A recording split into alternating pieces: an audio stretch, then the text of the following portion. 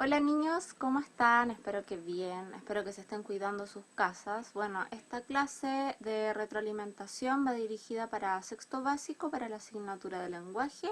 Vamos a revisar las guías 1 a la 3, ¿ya? El objetivo de estas guías era analizar aspectos de las narraciones leídas. Ustedes tenían que tener comprensión lectora a nivel explícito e implícito de un cuento y una leyenda, y tenían que extraer información de ahí, tenían que analizar, tenían que sacar vocabulario también, ¿ya? Vamos a revisar la guía 1. En la guía 1 había un cuento que se llamaba La Mancha. ¿Se acuerdan del cuento de La Mancha? En este cuento que ustedes tenían que leer aparecían unas palabras en negrita, ¿ya?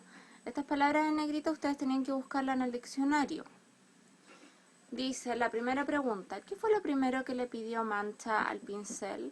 Bueno, lo primero que le pidió Mancha al pincel fue que quería convertirse como en la hoja de un árbol, ¿ya? Eso fue lo primero que le pidió Mancha al pincel. Esa es la respuesta correcta. Después dice: ¿por qué Mancha quería ser otros seres?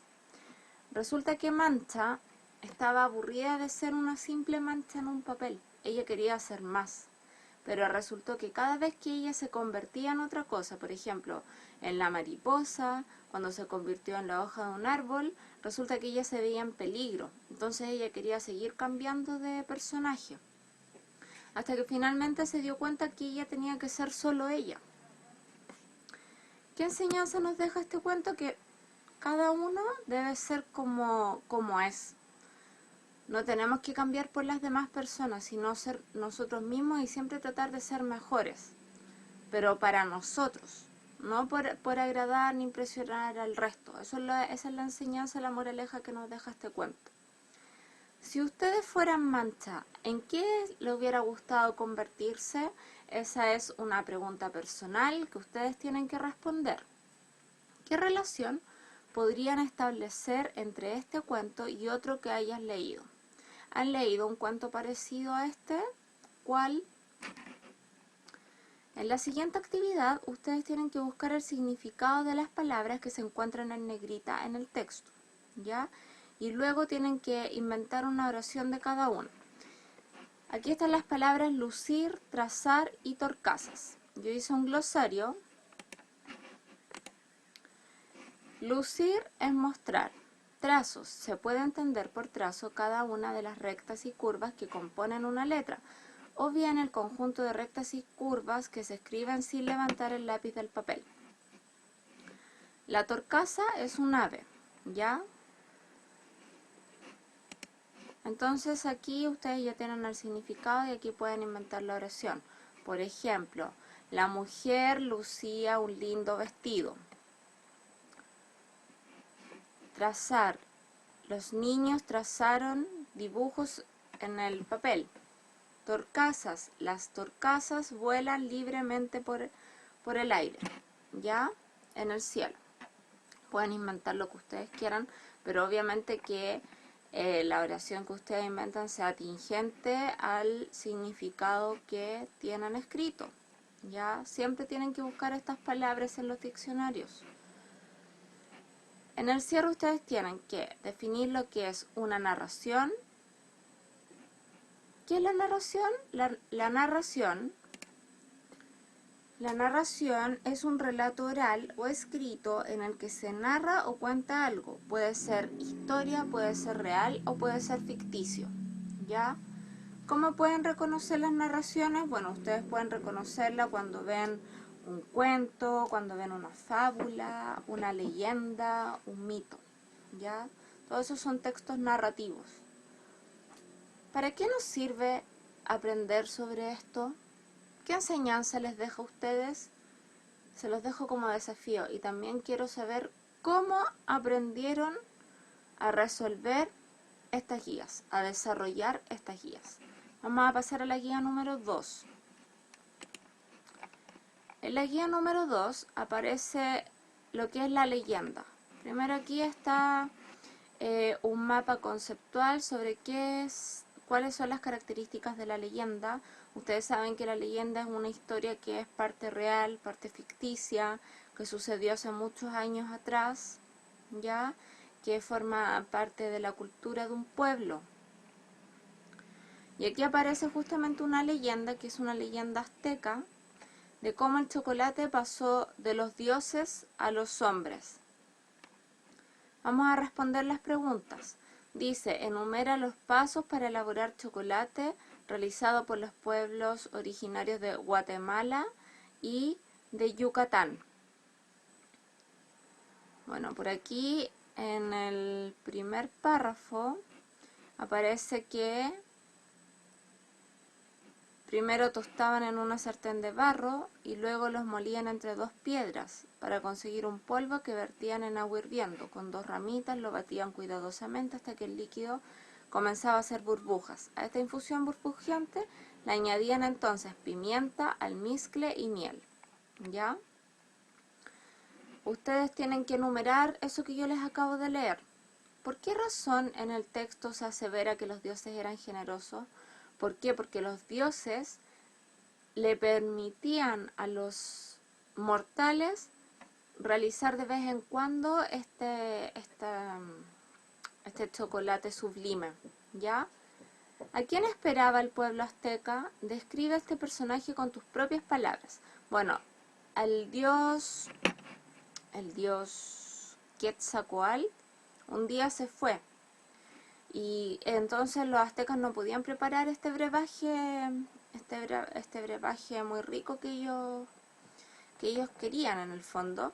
Entonces de repente llegó un hombre barbudo y con armadura, pero que era un hombre, era un mortal, no era el dios, y lo confundieron. Entonces el emperador Moctezuma pensó que era él y realizaron la ceremonia del chocolate. ¿Ya? ¿Por qué este texto es una leyenda y qué trata de explicar? ¿Por qué es una leyenda, niños? Porque explica el origen o cómo creen que comenzó a existir el chocolate. ¿Ya? Esa es la explicación de por qué es una leyenda. Ustedes tienen que buscar las siguientes palabras en su significado de la lectura y luego corroborar. A ver, aquí aparecen 3 palabras, la palabra infusión, prudente y fastuoso.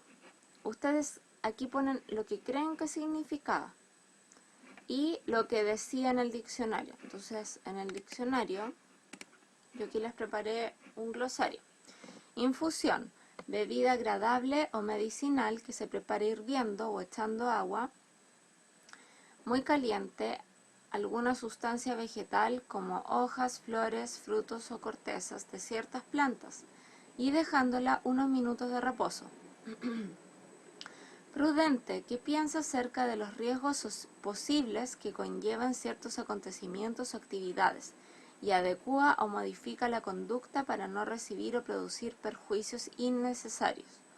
Fastuoso, que causa admiración por su grandeza, lujo o perfección.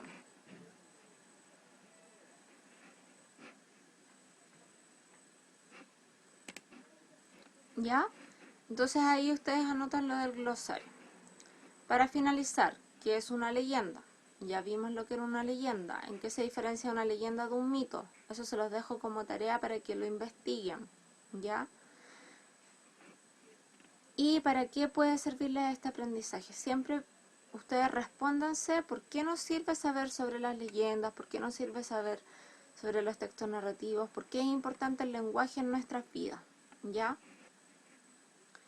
Para finalizar, en la guía número 3, leyendas que nos conectan con la historia de un pueblo. Continuamos con la lectura anterior. Aquí ustedes tienen que responder este mapa conceptual que aparece sobre la leyenda que habíamos leído de que los dioses traspasan el chocolate a los humanos, ¿ya? ¿Por qué razón Moctezuma toma la decisión de recibir con alegría y celebraciones a Hernán Cortés y sus hombres? Bueno, porque él se confundió.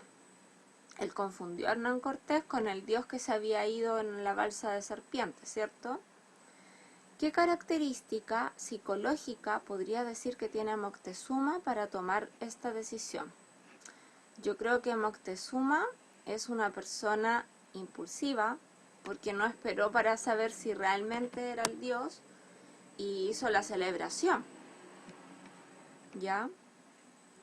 ¿De qué manera crees que esta característica perjudicó a su pueblo? Bueno, yo no sé si perjudicó a su pueblo. Lo que sí sé es que gracias al error de Moctezuma ahora todos tenemos chocolate.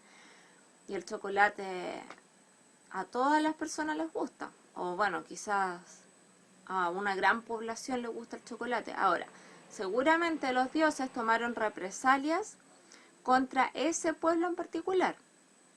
¿Ya?